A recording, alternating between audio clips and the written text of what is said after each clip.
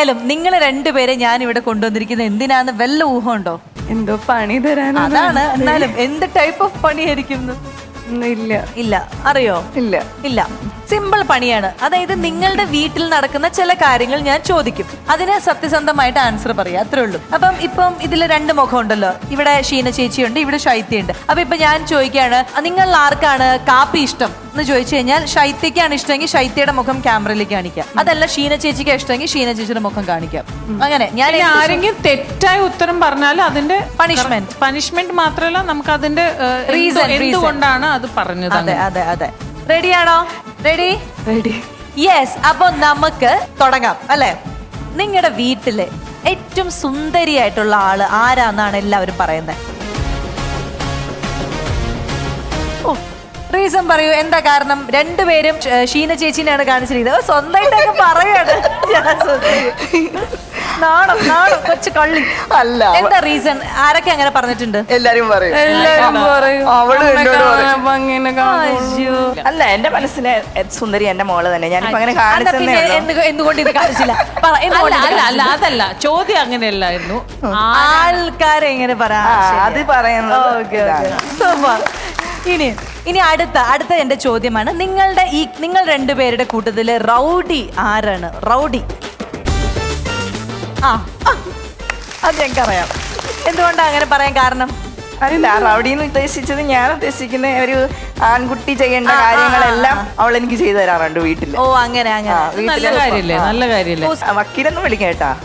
ഇവള് വക്കീലാകുന്നതിന് മുന്നേ തന്നെ വക്കീലെന്ന് വിളിക്കും. അങ്ങനെ ചില ചോദ്യങ്ങൾക്കൊക്കെ മുന്നേ നമ്മൾ ആൻസർ ഇല്ലാതെ അങ്ങനെയൊക്കെ പോകും. ഞങ്ങൾ കണ്ടിരുന്നു ഒരു സമയത്ത്. ഇനി അടുത്തത്, നിങ്ങളുടെ വീട്ടില് അല്ലെ നിങ്ങളുടെ കൂട്ടത്തിൽ ആർക്കാണ് ഒരു മോഷണ സ്വഭാവമുള്ളത്? ആർക്കാണ് മോഷണ സ്വഭാവം? എന്താണ് ഷീന ചേച്ചി മോഷ്ടിക്കാൻ ഇങ്ങനെ എന്താണ് ഒരു ത്വര? എന്ത് സാധനം മോഷ്ടിക്കാറ് കൂടുതലായിട്ട്? ഞാൻ പറയാം.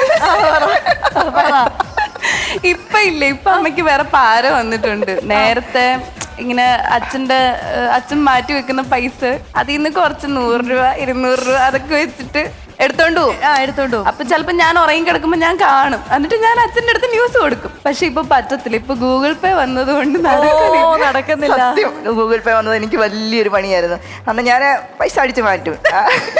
അത് രാവിലെ എഴുന്നേൽക്കുന്നതിന് മുന്നേ. ഇവൾ അത് അറിയും. ഇവളപ്പം തന്നെ പറഞ്ഞു കൊടുക്കുകയും ചെയ്യും. ഒന്നും പറയത്തൊന്നുമില്ല. പക്ഷെ അതിനകത്തു നിന്ന് ഇവൾ അടിച്ചു മാറ്റിക്കൊണ്ട് പോയിട്ടുണ്ട് എന്റെ അടുത്ത് നിന്ന്. അതാണ് ശരി. പക്ഷെ ഇതൊരു രസമുള്ള ഒരു കക്കലാണ്. അത് ഇനിയും തുടരണമെന്നാണ് എന്റെ അഭിപ്രായം. ഗൂഗിൾ പേ വന്നത് വലിയൊരു ഗൂഗിൾ പേ വന്നോണ്ട്. ഇനി അടുത്തത്, നിങ്ങളുടെ ഇടയിൽ വീട്ടിൽ ഏറ്റവും കൂടുതൽ തള്ളുകൾ പറയുന്നത് ആരാണ്? തള്ളിന്റെ ഉസ്താദ് ആരാണ്? ഓ, എല്ലാം സ്കോർ ചെയ്യാണല്ലോ എന്റെ പൊന്നോ. അതെന്താ റീസൺ? ഭയങ്കര തള്ളു പറയാൻ കാരണം എന്താണ് ശൈത്യ? എനിക്ക് തോന്നുന്നു എന്നെ കുറിച്ചാണ് തോന്നുന്നു കൂടുതലും തള്ളു പറയാറുള്ളത്. ഓ, എന്റെ മോൾ അങ്ങനെയാണ്. ആരെങ്കിലും വിളിച്ചിട്ട് പറയാം എന്റെ മോൾ അങ്ങനെയാ, എന്റെ മോൾ ഇങ്ങനെയാ. എവിടെങ്കിലും പോകുമ്പോഴൊക്കെ പറയും എന്റെ മോൾ കലോത്സവത്തിന് അങ്ങനെ ഉണ്ടായിരുന്നു, അതുപോലെ കിട്ടിയിട്ടില്ലെന്ന്.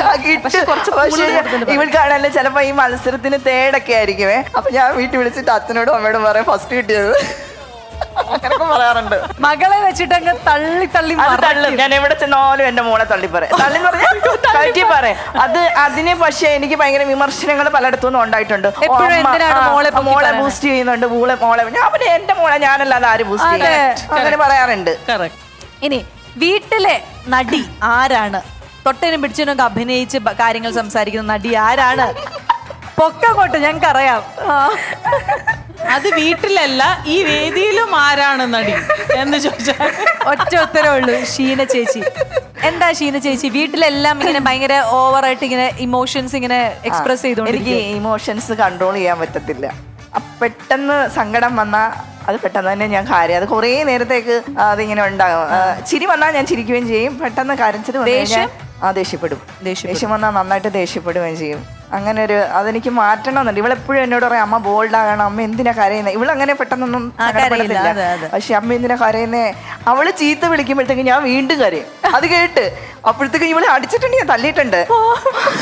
2-3 തവണ എനിക്ക് അടി കിട്ടി. ഞാൻ ചോദിച്ചു, അമ്മ എന്തിനാ കരയുന്നേ? ഒരൊറ്റ അടി അടിക്കും ഞാന്. കാരണം ഞാൻ എന്റെ സങ്കടം ഇങ്ങനെ കരഞ്ഞ് തീർക്കുമ്പോഴത്തേക്ക് ഇവള് വന്നിട്ട് അമ്മ എന്തിനാ കരയുന്നത്, അമ്മയ്ക്ക് എന്തിനാ എപ്പോഴും അമ്മയ്ക്ക് ഇത് മാത്രമേ ഉള്ളൂ. അത് കേൾക്കുമ്പോ വീണ്ടും നമുക്ക് നമ്മളെന്നാ ആശ്വസിപ്പിക്കുകയല്ലേ ചെയ്യുന്നത്.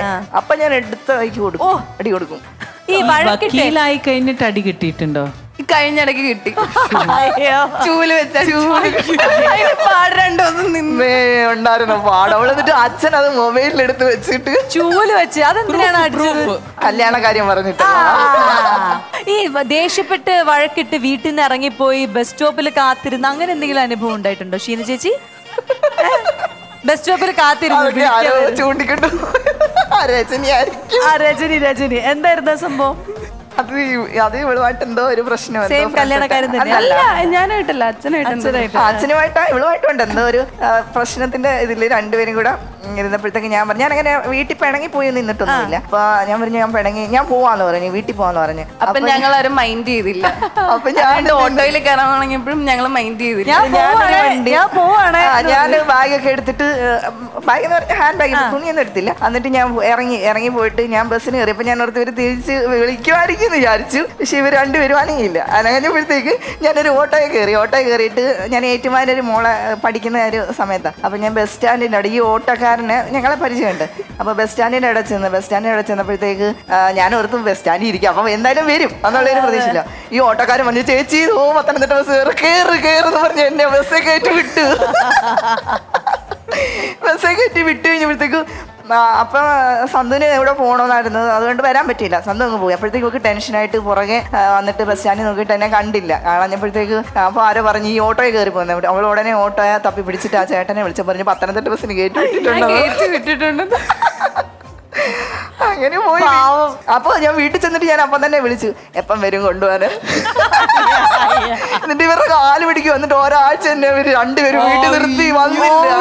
ഒരാഴ്ച രണ്ടുപേരും വന്നില്ല. അവരെ ചട്ടനും പോയി പൊട്ടനും കിട്ടി അടിച്ചു പൊളിച്ചു. അതെ, അടിച്ചു പൊളിച്ചു.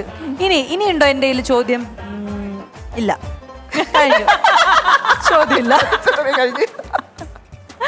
എല്ലാ ചോദ്യങ്ങളും കഴിഞ്ഞിരിക്കുകയാണ്. ഏകദേശം ഇവരുടെ വീട്ടിലെ രഹസ്യങ്ങളൊക്കെ നമുക്ക് മനസ്സിലായി. പക്ഷെ ഇതിൽ നിന്ന് ഒരു കാര്യം മനസ്സിലായത്, എല്ലാ കുരുത്തക്കേടും ചെയ്യുന്നത് ഷീന ചേച്ചി.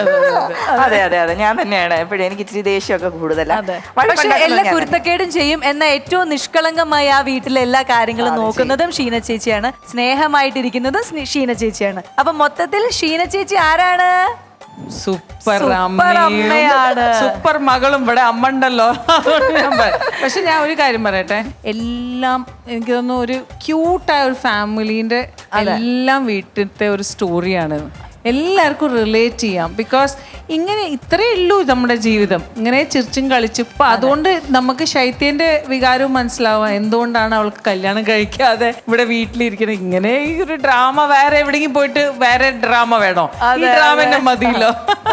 അടിപൊളി. അപ്പൊ എന്തായാലും നിങ്ങളുടെ ഈ ഒരു ഗെയിം അല്ലെങ്കിൽ ഈ ഒരു ടാസ്ക് എനിക്ക് ഭയങ്കരമായിട്ട് ഇഷ്ടപ്പെട്ടു. കുറെ നല്ല ചിരിക്കാനുള്ള മുഹൂർത്തം നിങ്ങൾ സമ്മാനിച്ചു. നിങ്ങൾ എപ്പോ വന്നാലും നമുക്ക് എന്തെങ്കിലുമൊക്കെ അറിയാതെ ഞങ്ങൾ ചിരിച്ചു പോകും. അത്രയും എനർജറ്റിക് ആയിട്ടുള്ള 2 പേരാണ്. സൂപ്പർ അമ്മയും മകളും.